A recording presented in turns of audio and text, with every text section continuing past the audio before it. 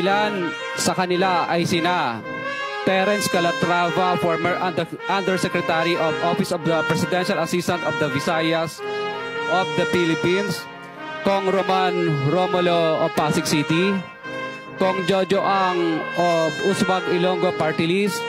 Congressman Patrick Michael Vargas of Quezon City, Kong Juan Carlos Arjo Aitayde of Quezon City, Nicanor Nicky Briones of AGA Party List, Congressman Marcelino Marcy Teodoro of Marikina, Congressman Florida Robes of San Jose del Monte, Bulacan, Congressman Leandro Jesus Madroño of Romblon, Congressman Benjamin Benji Agarao Jr., Congressman Florencio Gabriel Bemnoel of Anwaray Party List, Kong Leo de Ode Tariela of Occidental Mindoro, Congressman Reynan Arrogancia of Quezon Province, Kong Marvin Rillo of Quezon City, Kong Teodoro Haresco of Aklan, Kong Antonieta Yudela of Zamboanga Sibugay,